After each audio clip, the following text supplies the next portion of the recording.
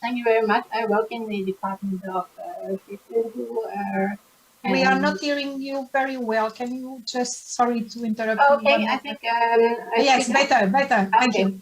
I work in the Department of Atmos, where Sheetal is our department head, and I would like to present a project which we had, which was for ETA, which was called Samira. And it was a project which was a collaboration between institutes from four countries: Romania, Poland, the Czech Republic, and Norway.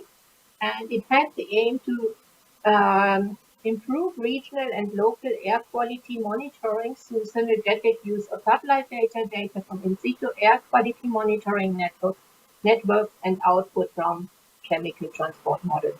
Besides the PM 2.5, AOD PM 2.5, we also focused on NO2 and SO2.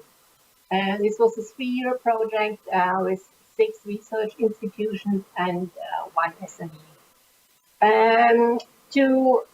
There are still air quality related problems in Romania, Czech Republic, Poland, and even in Norway. We have sometimes in the city, bad air pollution. We focused on those countries and specific regions like the Gorj County in southwest of Romania and the Sesija region. And there were a couple of research tasks which I would like to quickly or shortly illustrate. The first one is the retrieval of AOD from Siberi, which is the geostationary satellite. These data were used to generate PM 2.5 map at the surface. I also will shortly introduce the data fusion work and the downscaling aspect. And we had a severe validation aspect for all the products which were developed throughout this project. And these are again the regions. So it's Poland and Czech Republic, Romania and Norway, and with the capitals and the high polluted areas. For those, we did Barcam measurements with 5 and 1 kilometer resolution. Then the first step, when you want to, basically the ultimate aim was actually looking at PM 2.5, but we started off with the retrieval for Siberi. This was done by University in Warsaw, and here is a link to the latest publication where this method is described. This is based on an optimal interpolation algorithm. And this is a synergetic use of Siberi and ground-based photometer data and model information. It estimates surface reflectance for reference day where the AOD is low, and then for the polluted days, the AOD are extracted.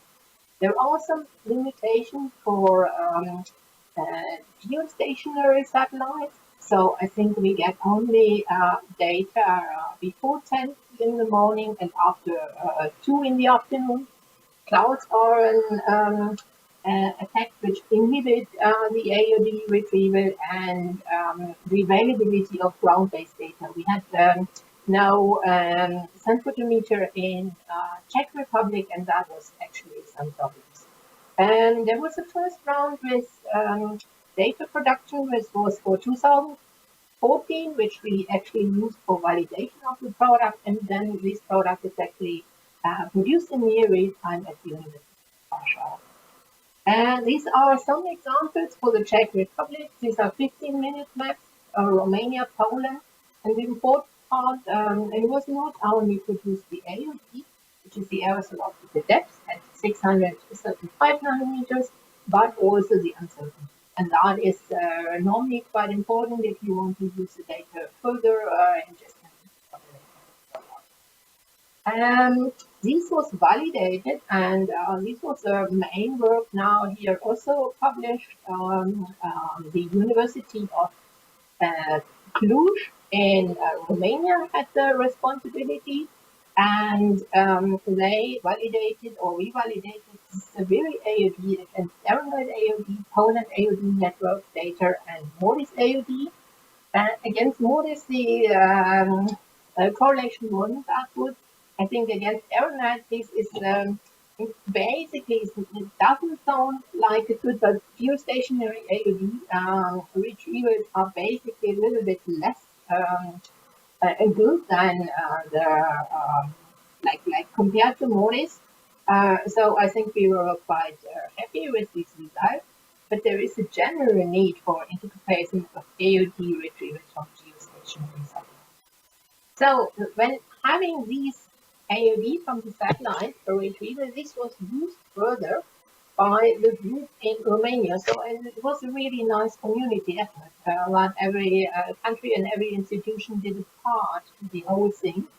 So here for the AOD to PM 2.5 conversion, there were both aerosol spaces were grouped to reconstruct the aerosol components defined by the global aerosol dataset, for which microphysical parameters available. The routine matrix calculation, the mass to extinction conversion were generated at the lookup table, and then to create the columnar AOD PM5 data from the AOD from Siberi, and these parameters finally were used to construct the near surface PM values. These are examples. This work also quite nicely. This is an example how it looks. This is the AOD in the panel A. For an example date, 17th of September. Then in the middle is the conversion factor, and then finally PM 2.5. We also looked how it would look like if the PM 2.5 is only coming from the model, and in the last panel you see. So there are some differences, and we one of the main issue with the data is always comparing satellite data to ground-based station data is that the satellite data are representative for 3.5 times 5 kilometer, and it very much depends how your ground surface data are actually looking. I think here, for example, in the upper right panel, there is a station close to the sea, and we haven't modeled the aerosols from the ocean, from the sea. So I think that right side didn't work very well. So, but then we compared if if our data actually bring an improvement to the model, and it did. Actually, I think it's very important here for the validation to actually look at representative stations. And if we have representative stations and compare the data against, this is the WeBIOPATR modeling for all the stations, and the WeBIOPATR modeling for representative stations for hourly data for Poland, for example. There's a correlation of 0.3. It's not very high, but if we use the satellite AOD in addition, we get correlation. So I think that there is a skill in the satellite using the satellite AOD for generating PM 2.5 at the surface. It is possible to improve that, we think, but that was where this project stopped.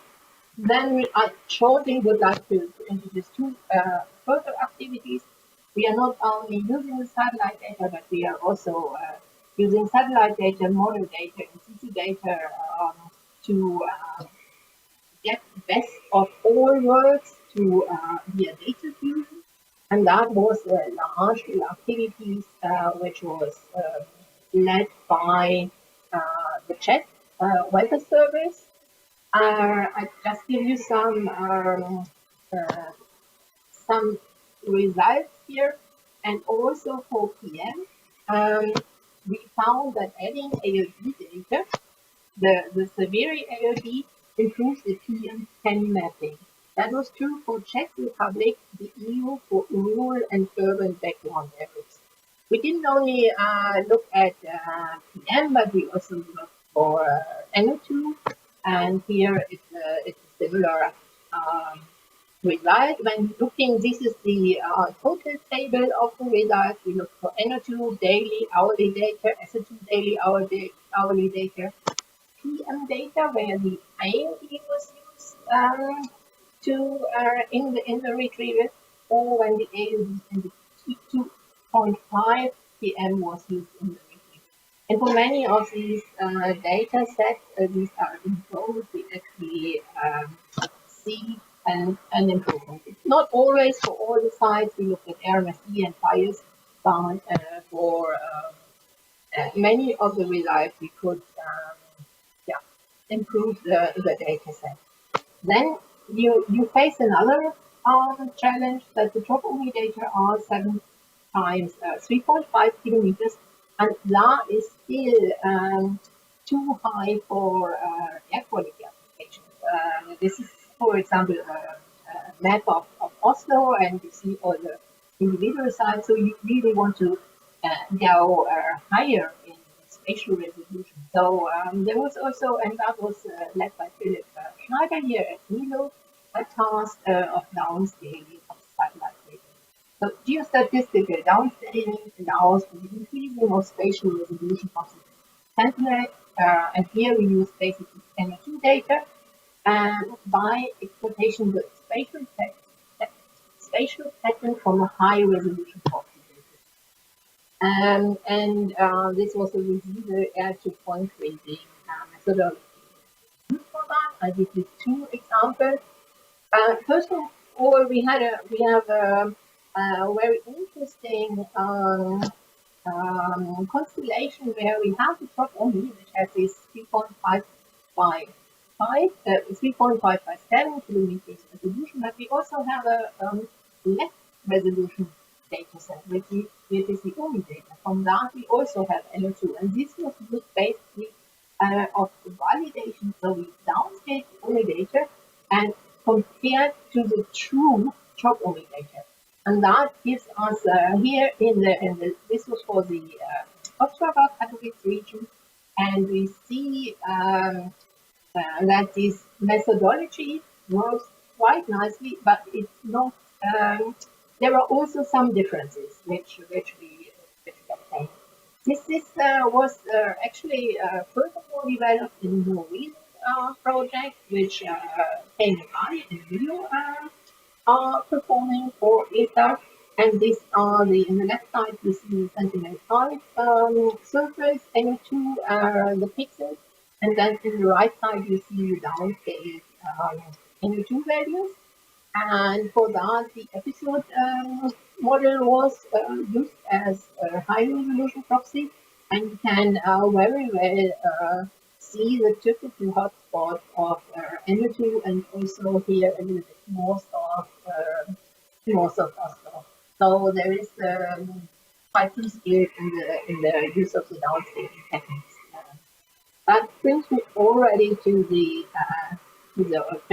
last slide. So what is the future of all of that? That project is was finished in January. It's very complicated, the AOD to PM conversion, because it depends on relative humidity, aerosol composition, and the altitude of the aerosol layer. And in the satellite AOD is always a contribution from the PBL and the pre-troposphere, locally produced and long-range transport aerosol. Nevertheless, we are getting so many new satellite measurements. We have the polar orbiting satellite, so there will be Sentinel-5 will come up in 2015, and then we have also the geostationary satellite, which will give us hourly data. GEMS in the Asian region, a geostationary satellite is already up, and Tempo in the US will also come up soon. So I think this will give us a really nice possibility for exploring the use of satellite data, in particular AOD or AOD-related products for the surface PM monitoring. And there are a couple of possibilities in the familiaries or the group in Romania use the conversion factor. There are other approaches like multivariate method. There is the hybrid scaling method, which uses WAPTEM and the relation between AOD and CM2.5 from the model. But there is also machine learning methodologies which turn to be very promising. And at Milo, we have a PhD, Shubita Shetty, who will exploit that further as a solution. Thank you very much. And this is the general reference to the project description and all the institutions who contribute to that and this document.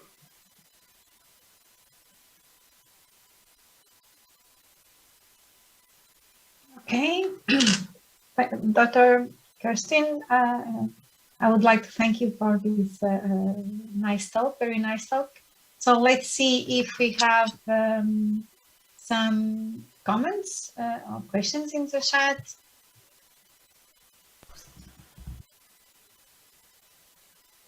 Perhaps you could start by mentioning or do a summary of the main challenges or limitations that are faced by this type of initiative at this stage of development. What are the main challenges that are addressed? And I think our main challenge with the retrieval was actually the one of the challenge was the lack of the correct boundary layers. And the DCWMF boundary layers were not very reliable. So that was some of the challenges that we didn't obtain as high correlations as expected. Then also, I think you're getting the whole retrieval uncertainties in there. So I think it would also be needed more uncertainty calculations, because you get the uncertainties from the ALD, you transform that into the PM retrieval, and that's basically as such it's pretty challenging. So I think there is a lot of and there is no really European, while for the other aerosol, like the aerosol AOD from NVSAT Center, there was a large intercomparison for the geostationary satellite that's not existing. So I think there is, but we've seen that the machine learning has actually some additional skills, and this is really worthwhile to exploit. So we are looking forward to that. Okay, thank you very much.